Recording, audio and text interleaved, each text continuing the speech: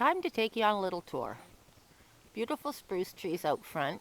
When we planted them, they were about 1.5 feet high. Now they're about 15 to 20 feet high, so we have our own little private forest that we grew ourselves. There's my retirement gift to me, our new truck. Now I'm just going to come down the front steps. This is an outdoor tour. Sorry, finger. Indoor pictures can be seen at the real estate website, back of our new motorhome. That's where we're moving, selling the mini barn here, Barney, with ramps that I built so I can get my John Deere riding lawn mower. And I have a push mower in here, and in the winter time this is where I keep the snow blower. All easily accessible for yard maintenance. So here's just a little shaded area that we keep clean, and the less underbrush you have, the less ticks you're going to have, as well as mosquitoes. And mosquitoes don't like gravel. Hello, it's just me. So temporary dog enclosure I'm experimenting with for our upcoming trip. But if you step out the backyard, back of the house, this is the little paradise that you get to. There's raspberry bushes, and if you diligently pick them through the month of July, and you can freeze them in freezer bags, just Ziploc freezer bags, and you'll have fresh raspberries, and they'll last you until the next July. Tom Dooley Park, beautiful place to sit. We have a little wood stove there that came out of the house when we bought it, and a patio where you can sit. The wind comes perfectly down this little path along the side of the house, like a wind tunnel. More little pieces of art. James, that used to be a well. When he was done with it, it's a pile of, anyway, it's art. There's a big barn here, a little bit of a leaky roof, but nothing that you could not be easily fixed, and structurally it's in very good shape. And when in the spring, when the water can be very high, and this is a particularly high year, that barn typically stays dry indoors. There is a cement foundation, and it does stay dry most of the time. Just around the corner from that, there is another shed. There's the neighbor's house way down there. There is another shed. We don't really use it anymore because we have the new one that I showed you back right up beside the house. Much more convenient and in much better shape, of course. So now I'm on this little patio, and there's various pieces of art you'll see around the place. Awesome patio to sit on. Beautiful shade under this great big tree, and a wind tunnel.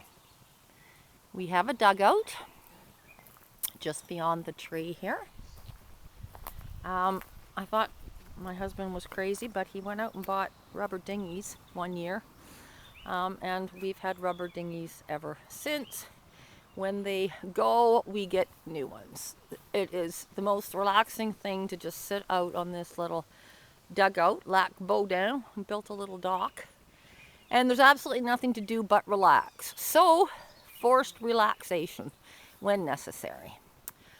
Great big fire pit we have here where we keep our weeds and various things, and we typically have a fairly large bonfire on New Year's Eve, which is also my birthday, so it's a good excuse. Our one lone apple tree that we have left, it does produce fruit. Don't have any idea what it's pollinating with. Little bit of artwork around the trees. You'll see various things. This is a little park on the west side of the dugout. We used to have bonfires out here when we were younger and far more ambitious. Now we have a fire pit right outside the back door of the house, so we don't really use this one, but it is a beautiful park. Up ahead here is a wall that we built all of our retired Canadian flags. And I do have 2 more to add. And this wall was featured on Canada AM's Canada Flag feature that they do every morning. Thanks, Jeff Hutchison. We built a little wall here, fence, out of pallets years ago when we first moved here. More of a visual for our dogs than anything else to teach them where the property line was and pretty much within what we wanted to keep them. And then there's a little hill here.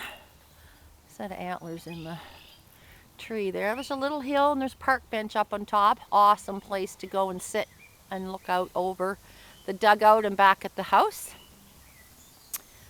I can hear the neighbors are out with their music. One of the beauties about the country, maybe a drawback for some people, but we like the quiet. And if you're in your house, you do not hear your neighbors at all, even out in your backyard, unless you walk far enough back that you're parallel to their homes. You don't hear them. So this is a little split in the road. There's a path that heads a little bit up to the right, and I'm going to take this one to the left. This is our main path that we built again years ago when we first moved here. There's a little path that takes you across through the woods there and connects to another pathway that will take you back to the house. But we'll keep going this way. Lots of trees. Mostly birch and poplar, I believe. Oak is popular. We have one lone spruce tree over there through the woods a little bit. The only other spruce trees are back at the front. I showed you that at the beginning, out in front. And right here to the right is where that last path would connect if we had taken that one. So we'll just continue. Now here there's a little dividing, and to the left is another path that sort of meanders around, connects with that side one that I just showed you back to the left, and then again continues on back towards the house on the other side of the dugout. Massively huge rock, and also a nice little place to sit for a little break when we have our kids out and running around. It's nice to have a place to sit while they expend some of their energy, and we can just rest. Lots of wild high bush cranberries. I've made preserves out of them, and I've made Christmas decorations out of them. There are also Saskatoons in abundance, though they seem to go through cycles, though I think this year is going to be the second year of a good cycle just starting. And we have one lone pine tree, and we don't have any idea how it got here, because there's certainly nothing else it came from anywhere close. And I don't know, can you distinguish it from the rest? It is the most spindly little thing I've ever seen. There's about 2 feet, 3 feet of the stalk that's got 1 branch or 2 branches. There you can see it a little bit better. And we have a little opening here and another park bench. Great place for our dogs to run around when we sit and relax. And the last part of the tour, I'll take you to we've just passed halfway point of our 6 acres lot that we have here. And we built a little roadway that goes up and over the hill here.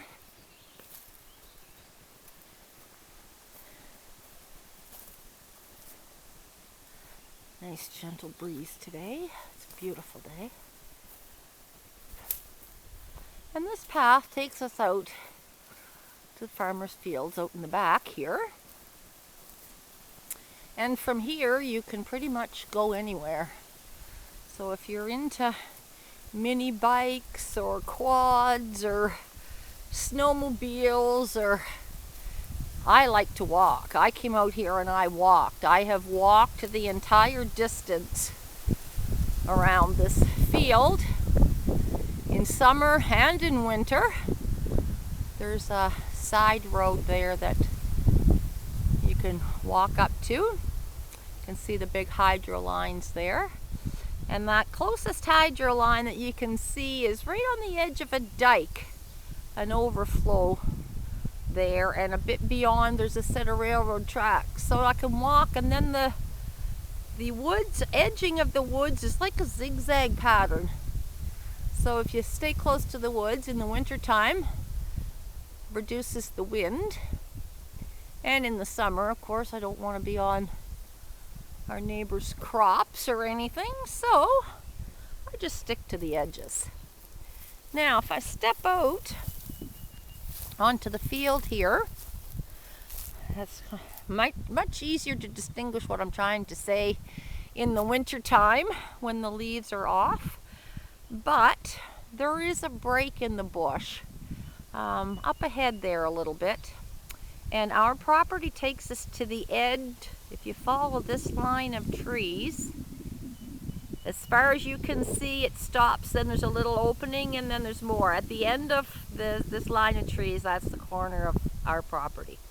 So there's 6 acres, and a lot of it looks like this.